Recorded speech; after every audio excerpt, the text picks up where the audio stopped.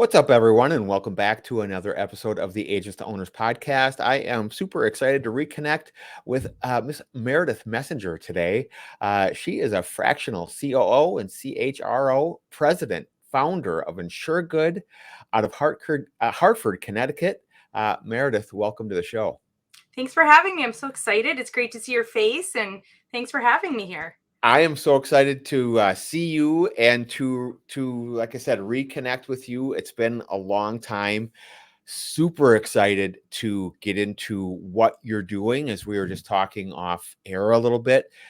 Such a massive need for operations management in our industry. So I can't wait to hear how things are going, what you're doing, and find out everything about InsureGood. But before we do that, why don't you just give us a little background of Meredith, how you found your way into the insurance space, and bring us up to date.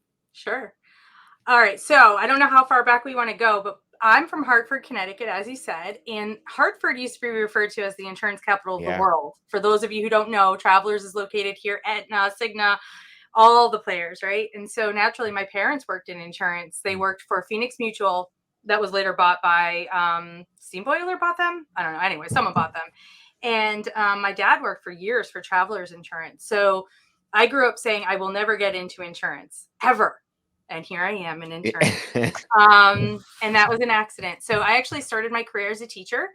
I had a couple double majors in college. I was, identity crisis person, and I have maintained that identity crisis.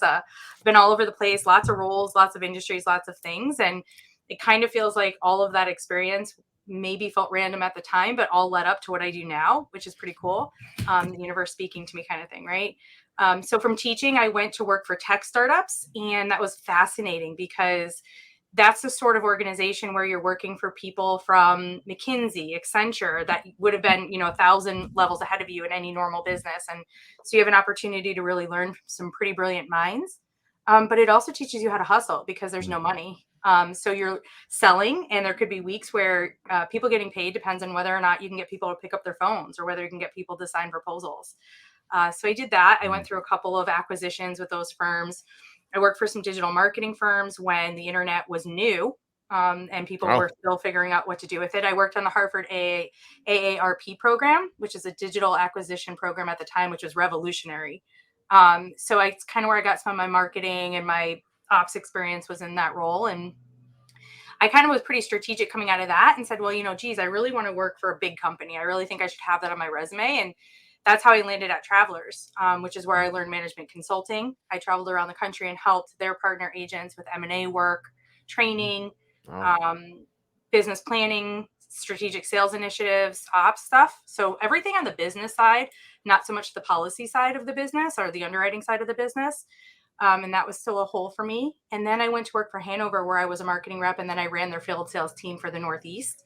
And so that was where I learned the underwriting piece of that, the policy level underwriting piece of the business. And when I left there, I went to work for a large aggregator when it was still owned by Bruce and Janet Cochran. That's Renaissance Alliance. They were clients of mine when I was working for Hanover. And at the time, they were forming a pretty unique group of consultants that were going to go out and help their member agencies grow and consult with them on what to do and how to help them grow. So I started that program for them. Not long after, they bought an agency in Connecticut, which I ran. And then when I left there, I started InsureGood, did all the licensing. We built the book up I think we were over $1 million when we decided to get off of that book, and that was under a year. So we sold that, and we're still in the insurance space, but just in different ways. Yeah. So talk about how that evolved into what InsureGood is now. Yeah. So when we launched InsureGood in 2020, it was always sort of a dual offering. What we were doing was we were really offering risk management and ops consulting along with insurance products because they really kind of go hand in hand. So the risk management piece really led into what are you doing operationally to lower your risks, which then led into a lot of hardcore ops conversations, which I happened to be really good at the time because I've held so many different roles and I was understanding sort of what was going on in these different spaces. And then that naturally lent itself to paid consulting. And so I had a lot of paid consulting engagements, far more than I did insurance, and I could sell insurance. It was just faster and easier. And I love that. I love doing every single piece of that. Yeah. It was great. And then I had the opportunity to do some fractional work. And I'm like, honestly, what most of these firms need is not just ideas. Consultants leave ideas and say, hey, figure out how to implement it. But fractional professionals stay and work like as part of the team. They sit on the org charts, they get things done. And in most cases, the size businesses that we were working with and continue to work with don't just need ideas. They need people who actually do work, manage teams, implement projects, get things from A to Z, right? Extra sets of hands. But they might not need it full time, which is where we kind of were filling the holes and the stop gaps for a lot of the firms that we work with. And then over time, what we learned was many of them are keeping us on. So our longest tenured clients are 2 and 3 years at this point. So it's almost like a staff augmentation blend of a staff augmentation model. Yeah. I'd like to touch on both of those, both of kind of specifics in what you were doing on the consulting side of things. And then also, kind of a deeper dive into the, more long-term fractional piece of it. Yeah. So the way, and there's going to be consultants that get upset hearing this, but the way that I define the difference between fractional and consultants, part of it is really easy. You don't sit in an org chart when you're a consultant. So you're not actually part of an organization. You're infusing an organization with thoughts, ideas, best practices, and strategies, right? Right. And then on the other side of the coin, you have sort of what I refer to as staff augmentation, which is like, hey, I have a project or I have a need. I'm going to bring someone in to fulfill that need. They're going to work, as a contractor in my space, but it's for a very predefined amount of time or a predefined need, right? Yeah. But fractionals are essentially part-time professionals that sit within your organization in your org charts and exist in the day-to-day of your business, right? And they're there for however long it makes sense. And they do whatever it is that you need them to do, just like any other staff member would do.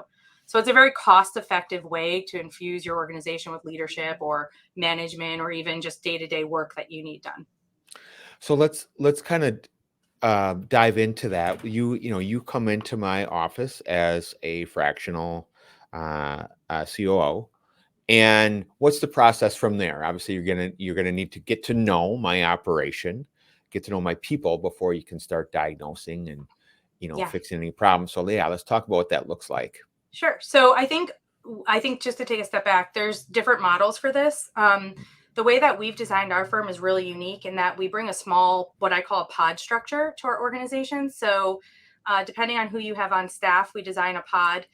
So you'll get leadership like at the C level, but most organizations that are not multi-million dollars do not need full-time C-level expertise or cost, right? So it's important that you bring that expertise, but you don't need a $200,000 or $250,000 C-suite person in most firms right now. Right. But what you do need is a person that's responsible for implementation. So I always travel with a partner who, if we need something built, she's already on the team. She's helping build. She's doing the things with me. I also have an HR partner that comes as part of our pod because people and process are so connected. Yep. And compliance is a really important piece of what we do. So the three of us are usually, or there's 3 people in each pod. And so we handle the needs that an organization has as they come up. So it's really kind of what we like to lovingly refer to as ops in a box. So you get those resources for like a very reduced monthly fee, and then you can use them as you need, depending on what's going on with the business. Because what we found was that we may come in and do, to your point, of discovery, and we'll always start with an audit and an onboarding process where we get to know the organization. And we'll have a great 90-day ops plan with wonderful deliverables that are planned out. And a week later, someone quits in your organization, or a week later, something happens. And that's just the nature of business. So the structure that we have in our approach allows us to respond to what's going on in the business in real time while helping our CEO stay focused on like the critical, what we call rocks, the critical things that need to happen in the business in order to move it forward. So we help you stop staying in that like constantly responding and never moving forward mode. Yeah. So as far as some of the,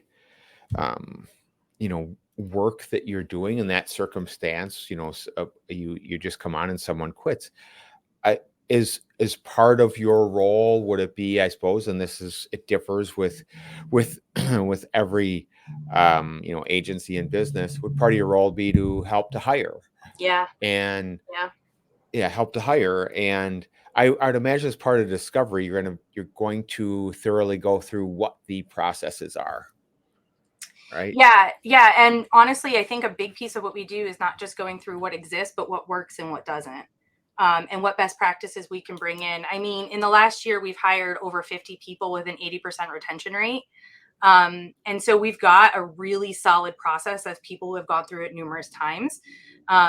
So we're able to bring those into the organizations that we work with and then customize them based on sort of the unique aspects of the businesses that we're working with, right? So whether it's an industry unique or culturally unique thing or role unique specific thing, the process works. It's just a matter of customizing it depending on the situation that we're in. So what are the typical roles that you would take over? I'm sure some are more expansive, some are more narrow, but what are the typical roles that you take over as COO? Yeah, so there's really two versions of so there's lots of versions of a COO. Yeah. There's no like standard definition of what a COO does. It's a very utility playing role. But in my mind, the best COO relationships, CEO, COO relationships are based on the CEO and what they need and what their natural temperaments are, and then also what their vision for their life is. I work with a lot of CEOs to define what we call a vivid vision. And that is not just like, hey, I want to have $1 million in revenue by January 24th or whatever. We really encourage our CEOs to think bigger. Like, what will this look and feel like in 3 years? Do you want to take 100 days off a year? Do you want to be able to retreat half a year? Do you want to spend time with your family? Are you looking for a second vacation? Like, these are all really important things to consider as we think about ops, because we want to structure the business in such a way that supports your desired lifestyle. And so many of the CEOs I work with want to start other businesses. Right. They want me to run their business. So I'll run the day-to-day. They want to be able to go do other things with their lives, or they're tired of the people management piece of it, which sounds sad, but it can wear, managing people can wear a person out. So a lot of times they're sort of burnt out and doing all the things.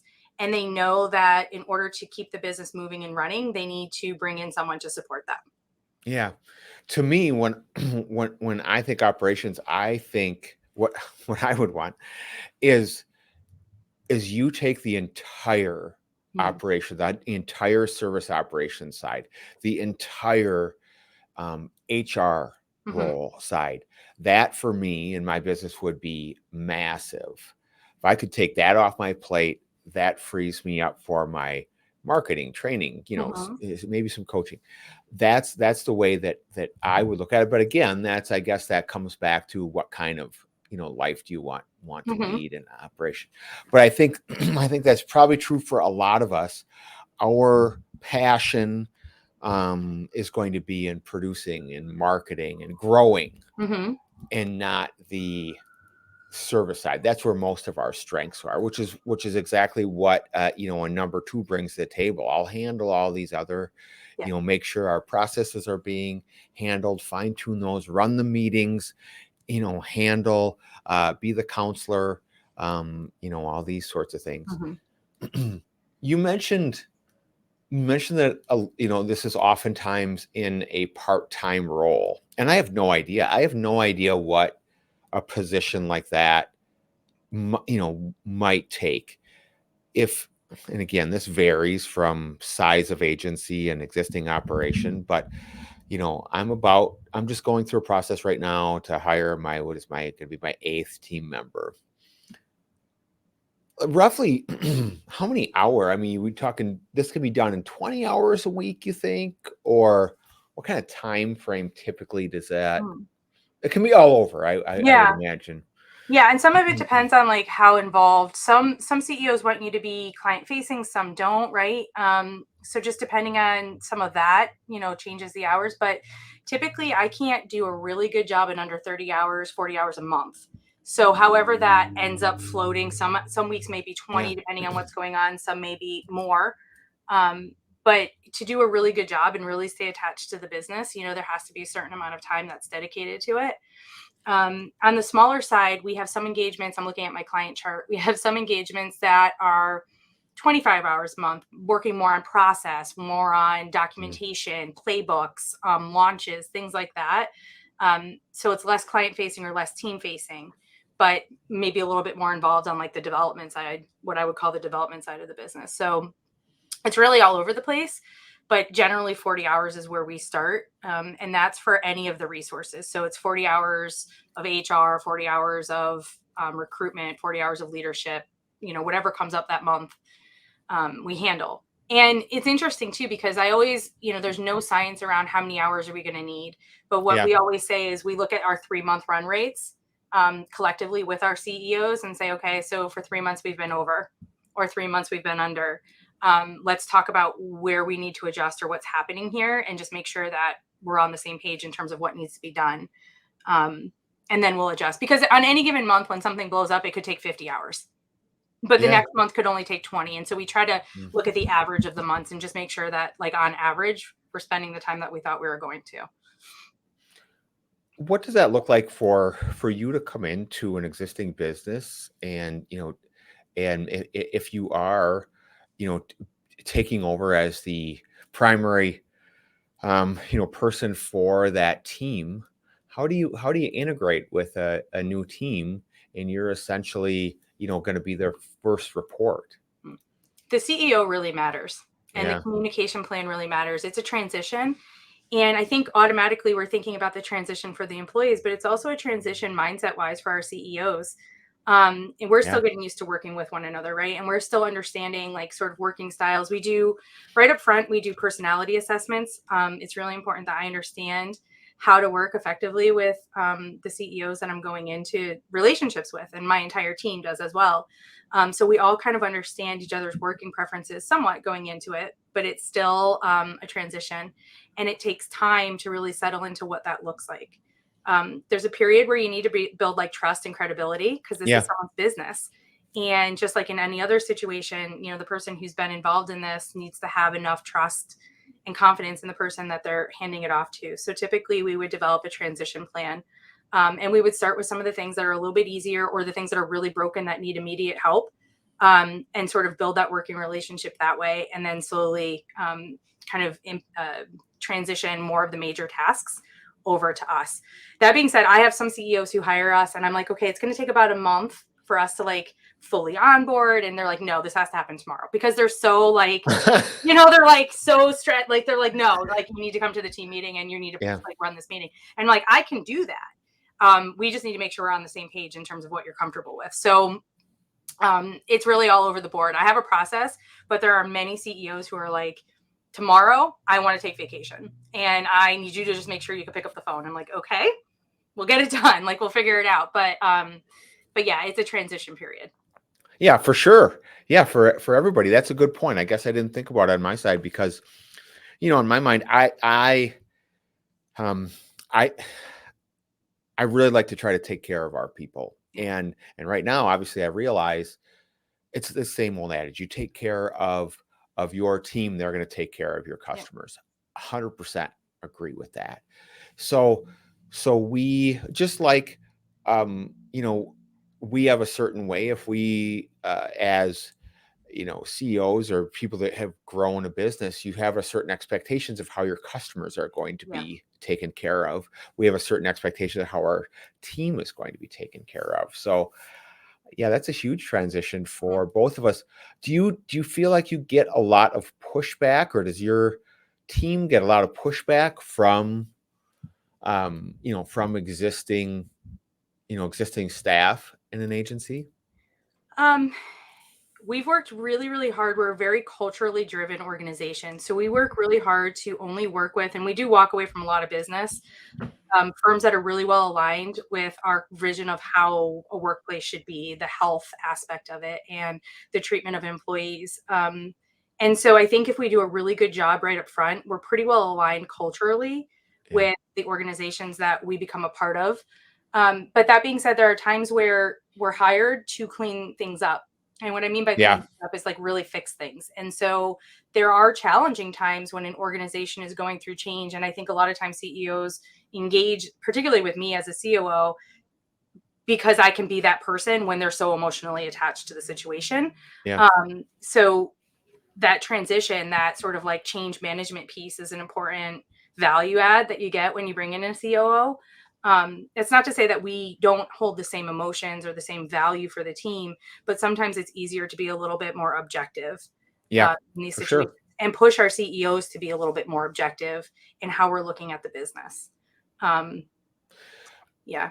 Do you find much? I would envision, and especially with my group, and rightfully so. I mean, have had a few people that have been with me for 10 plus years. So if they're supposed to be coming to you for one thing or another, you can kind of feel like, well, they might come to me, even though you're trying to, you're that would be a hard transition, I would think. And then do you run into much of, well, Brad said this, and it's basically the same thing as parenting, right? You don't get the answer from one, you go to the other. Do you run into I have. I Yeah. think one of the first things that we try to focus on, if we're able to, are job descriptions. Yeah. And so we roll out really clear internal job descriptions for every role, and we typically meet to roll those out, and also to roll out the CEO's vivid vision, kind of like where we're headed and why we're here. We take a really thoughtful and curated approach to how we communicate with the team when we're coming in and working with an organization, and then eventually being part of their team, because that's setting sort of the foundation of how everything's going to go move going forward, right? So the communication from the CEO matters, the clarity around who does what matters, and then it does take some time, even once those things are rolled out, with the CEO support to redirect. Like, if you're ready to let things go and you're really supportive of what the job roles are, the roles and responsibilities are, then that's much easier. What becomes harder is when the CEO is still somewhat attached to what they're doing and wants to get involved in those conversations, but then is like, I'm supposed to be handing these to you, right? So that period could get sticky. But by and large, most of our CEOs, by the time we're interacting with their teams, have bought into the concept of what we're doing. They agree with the roles and responsibilities, and they're sort of excited to work towards that like vivid vision and that time spent on the things that they want to be and need to be focused on in their business. So most times our CEOs are very supportive of that. Yeah, you want it to work. Yeah, you want it to work. It has to be. This isn't something you can just hand off the baton and say, Meredith is in charge now. I've done that. It's just not as easy. No. Yeah. I mean, I'm running 5 firms, the day of 5 firms. And then I'm supporting, like, on a fractional basis, I'm supporting 3 more. So, since we've launched this, I think we've gone through almost 50 firms that we've worked with in some form or another. And before that, as a management consultant, I was in many, right? So I've done a lot of things the wrong way and I've done some things the right way. Yeah. And so you learn a lot more about team dynamics and change management, and I think the mindset that the organization needs in order to make things work. Yeah. What would you say are the biggest benefits to adding on that COO? So clarity. You have a business partner, a thought partner. The right COO shouldn't just support you from an operational perspective. They should be able to help you contribute to strategy. So that feeling of isolation that most CEOs feel, especially in what I describe as the messy middle of building a business, which, if we had to put like parameters around it, it's probably like approaching $1 million in revenue, $500,000 to $1 million. And then again, there's stages of this when you start to go into multi-millions.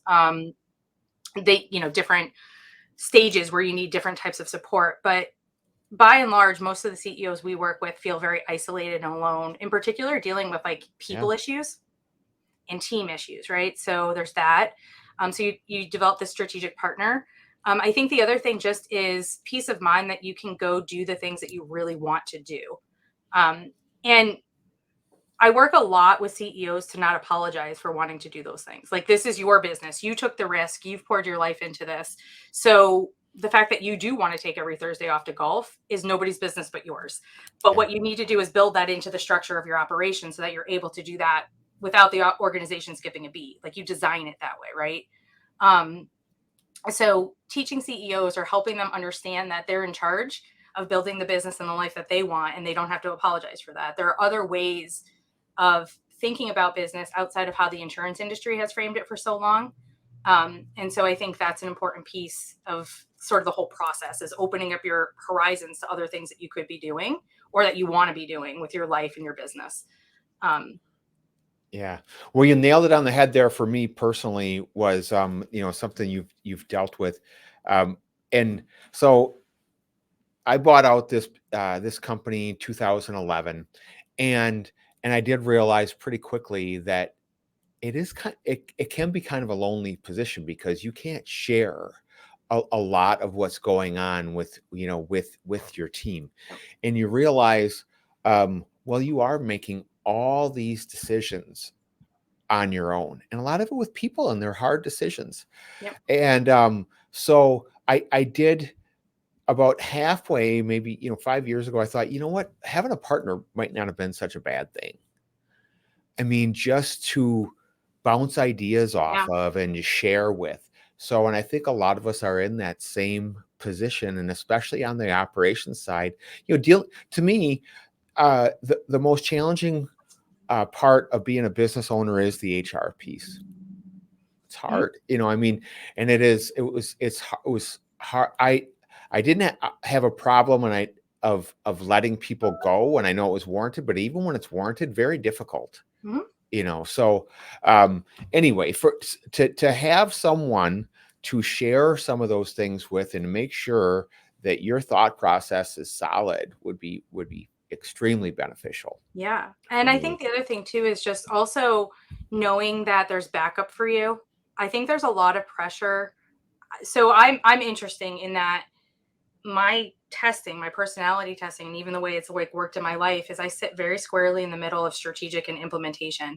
So when in my own firm as a CEO, I'm a very visionary person. When I work with other CEOs as a COO, I adapt to whatever it is they need me to be. So I kind of swing both ways on, the implementation versus visionary side, which I think makes me really well suited for this role. But um, when you're in, I know even in my own business, when you're operating as a CEO and you're the sole person that keeps the business running and keeps people employed, there's a lot of pressure on you, right? Like if Yeah. you get sick, if you need time off, if you want extended time out of the office, like what's going to happen, who's going to be there, are your people taken care of? So just the idea that there's someone else that you trust, that you now have ingrained in your culture, and that they're aligned with your vision for the business and your life, that could step in and do that with you and for you, I think is really comforting.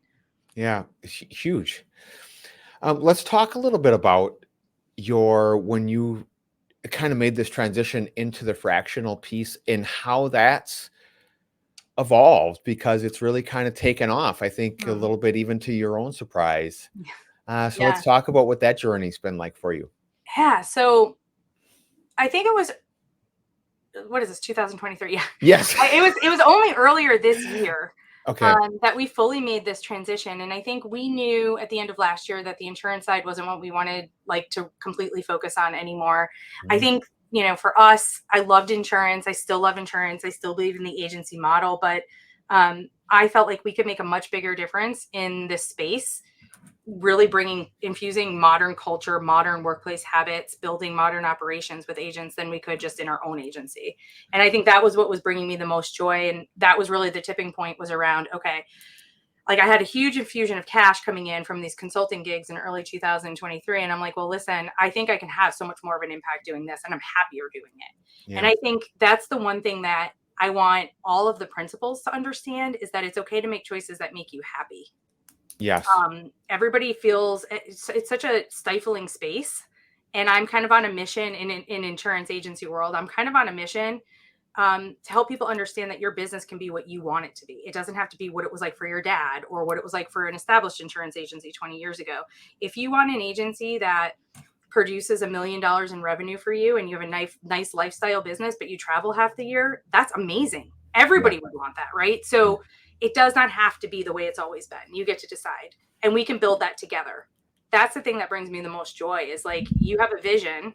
Let's figure out how to build it and make it work. And I think that's the coolest piece of all of it, is watching people do things that they want to do, and that they've been dying to do for a long time. Yeah.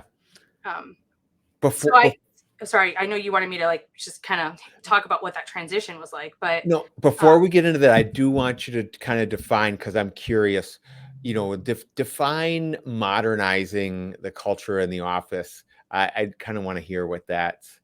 examples of what that looks like. Yeah, people don't believe us when we talk about recruiting and finding qualified candidates in the insurance agency space, because they're like, there's no talent. That's crap. There's a ton of talent. There's a ton of people that are just waiting to leave your agency, and they're looking for the types of job descriptions and postings that we write. I know that because we get 200 applicants when we write job postings. And it's not because our job is substantially different than what you guys already have in your agencies. It's because our cultures are different. It's because how we describe it, how we sell it, the flexibility of our principles. Is it in office? Is it flex time? What are the benefits? What does the culture look like? What's your why? All of those things are so important to today's job seekers. And 90% of our industry is missing that. They don't understand that. I've had people that come work for us for $10,000 less because they like the culture. They like the flexibility. So we're always talking about we need to find money and we need to pay everybody more and we need to steal them away. And I'm like, you don't necessarily, right? Today's workforce is looking for something very different. And in this space where it's so stifling and it's so traditional, having a culture that's healthy and happy and attractive and defined and then demonstrated in action. It's not just something that you say, but you can actually tangibly say, this is how we live this culture in our operation. This is how we demonstrate this value in our benefits. This is how we do these things, is going to make you an attractive place to work. And you're going to get the best talent and the talent that's most aligned with your business and how you want it to operate and how you want it to function in the community. Yeah. Yeah, agreed 100%. Like I just alluded to that I just hired somebody literally. Congratulations. It's 3 days exciting. ago. Yeah. And I had well over 350 applicants. Some of those were just throwing a hat in the ring. Yep. Didn't complete the full assessment, but of those I use ideal traits, and there was over about 120 that completed the full assessment, which is a pretty That's big great. So my last 2 hires, I have had a selection of people, which hadn't happened in a number of years, and in both circumstances, you could just tell they wanted to work here. They both alluded to it. Told their husband, told their mom, about this opportunity, and it's I don't think I do a great job of posting on social media, but when they look me up, they see it. This looks like a good place to be. Yep. So there's 100% is there something to that. So yeah.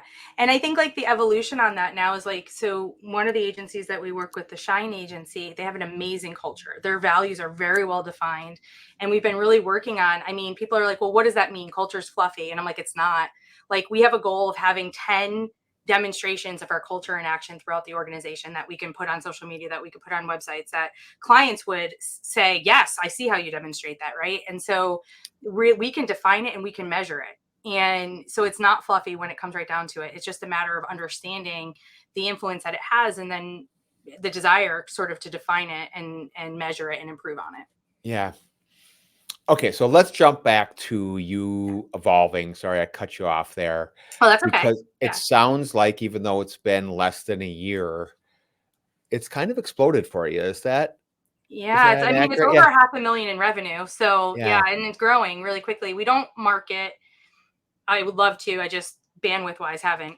It's not an intentional thing, but it's been growing on its own, and it's just kind of taken on a life of its own.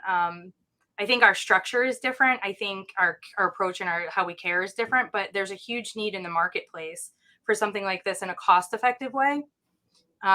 That's also very flexible and non-committal, right? So unlike a 1099 or unlike a W-2, from a contractor perspective, you can ramp up, you can ramp down however you need to.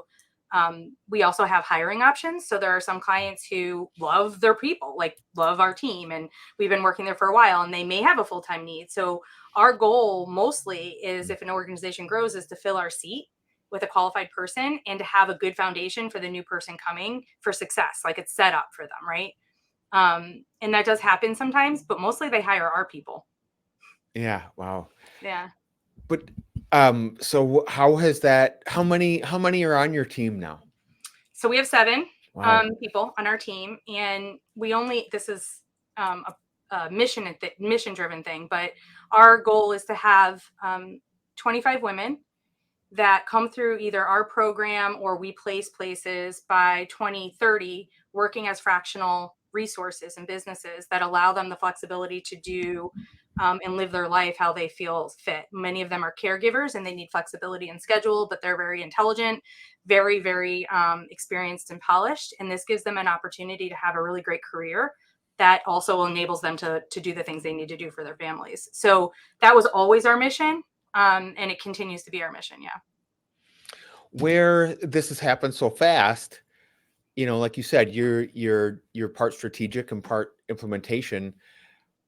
Where do you see this going? This has happened. So next year at this time, will you think you'll be double in size? What have you allowed yourself to look forward? Yeah. We have a plan. I am not, my goal is not to be the center of this business. I want to be the visionary of the business, but the business, it's not a personal brand business, right? So I'm not going to be like the Tony Robbins of this world that's based, upon my personal brand. But we want to grow it, and we want to grow it again, making sure that we're mindful of offering those opportunities to the people in our communities that are brilliant and can do brilliant work, but we all really deserve to work on our own terms. So just continuing to foster that and build a pipeline of talent. The other thing that we're working on is developing the framework now for training. So having a certification program that women can go through and then kind of go off and get placed and work, outside of our firm as well. You mentioned that you don't do any marketing. How are people finding you? Referrals, but also LinkedIn. I get a lot of business from LinkedIn. Let's touch on that, because I've made mention of it in the past, and anybody that wants to learn about HR or operations, if you're not following Meredith, I'd strongly recommend it. Really a great follow. You post a lot of long form, content. Really, really good. Really easy to consume and follow. Very impressive. And I've been able to see you have from my perspective, a pretty large following. So well done on that end of things. The last thing I'll touch on is you're involved in a couple different areas, right? You're involved in not just InsureGood. You hold positions at WebVar, Arius, and BAMF.com. Yep. Let's touch on a little bit what those things are and what your roles are. So those are all fractional roles. Yep. And there are some CEOs who want us and are good with us, having outward facing roles in their organization. Some are more internal. But those are all part of the clients the daily businesses that I run. So those are all fractional roles that I hold. I'm always interested by business owners that own multiple businesses. Mm-hmm. I was approached about 3 years ago by someone else in the insurance space for a startup for basically another insurance related space. And I said, there's no way I could do it. I'm just too focused on what I'm doing. And I want to be the best that I can be in this role. So for people that are involved in multiple different spaces, I'm just always interested in how you're managing your time. Yeah. So how are you managing your time with all these different roles? Well, so task management becomes a really big thing. Project management is a strong capability. It's important. Also, I have a team. So I would be remiss if I didn't mention the fact that I have support. I could not do all of that on my own necessarily. That pod approach really helps because it brings in the right resources at the right times and frees me up to do some of the higher level thinking and work that these roles require.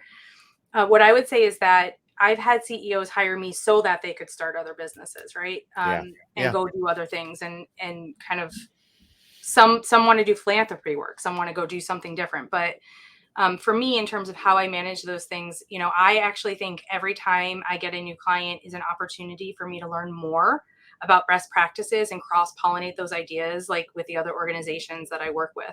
I find it fascinating to be in lots of businesses at the same time. There are times where everything goes to hell for all the businesses at the same time somehow. Like everybody has someone quit or something happens. And those are not the best situations, but we get through them together. And I think part of it is the why.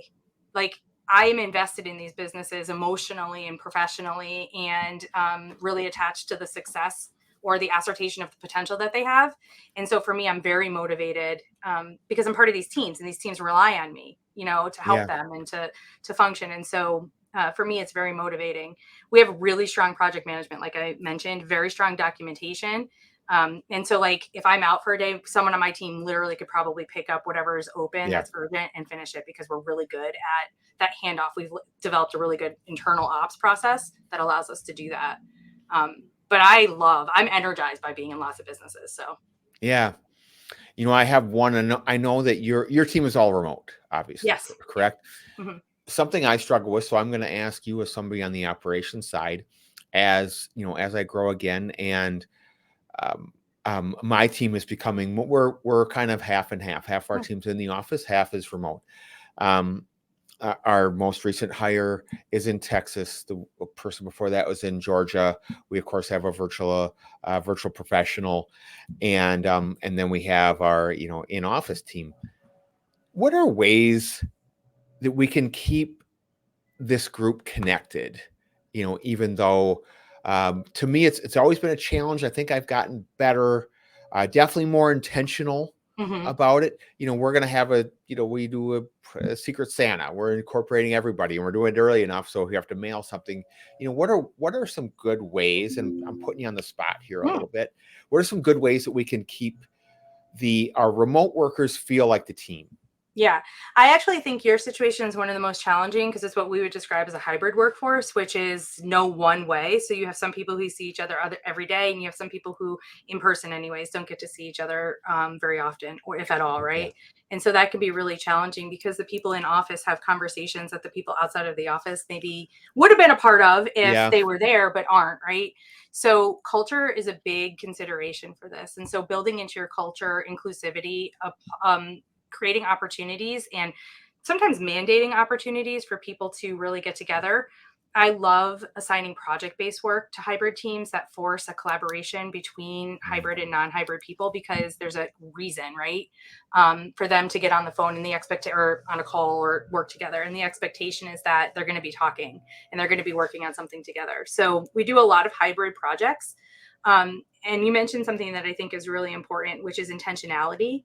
So just like anything that has to do with people management, being really intentional in terms of how you create opportunities for people to connect is important. People think like it's a little bit silly, but Slack is probably one of the best ways that you can get people to talk to one another in like a casual way. So we do a lot of daily Slack messages, inspirational messages, weekend photos, really getting people to interact with one another in a way that's not in a like strict meeting format, I find to be really important.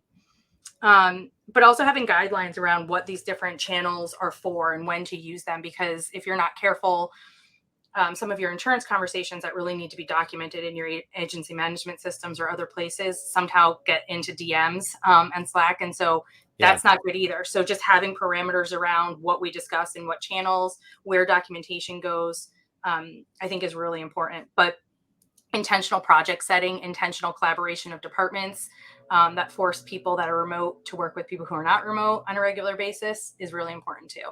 Yeah.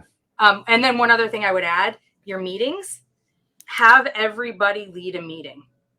So not just you all the time, not just the department manager all the time, but have people practice talking in meetings so that they're comfortable with their peer group, like they're comfortable speaking up, they have a voice, they have a little bit of a virtual presence and leadership ability.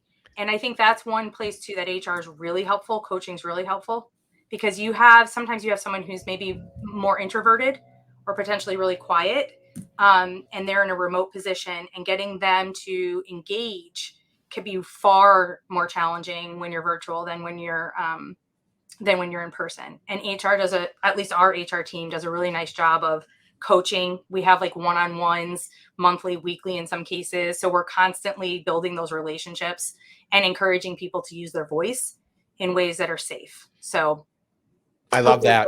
Some hints that will help you. I love that. We have a little bit of a quieter group. So I love that idea, having everybody do it. That's outstanding. Meredith, if someone wants to get a hold of you, what's the best place to get a hold of you? One, and if they want to check out what InsureGood is and is all about, where can they do that? LinkedIn's the best place. Like, honestly, I answer LinkedIn messages before I answer email messages these days. So you can find me on LinkedIn. You can just drop me a DM. We'll find some time to talk. Check out some of the resources that we have. Thank you for your comment on the content. We put a lot of energy and effort into our content and just really trying to make sure that what we're putting out there is valuable and helpful. So I think maybe people could find what they need from some of the content as well. They totally can. Yeah. Excellent. It was great to connect with you. We are going to connect, you and I, sometime down the line. I just want to again reconnect. It's been a while, so I've learned a lot today. I think that there is a massive need in our industry for what you do. So congratulations. Thank you on the early success, and I know it's just going to continue to evolve. Everyone else, thank you for listening to another episode of the Agents to Owners podcast. We'll see you next week.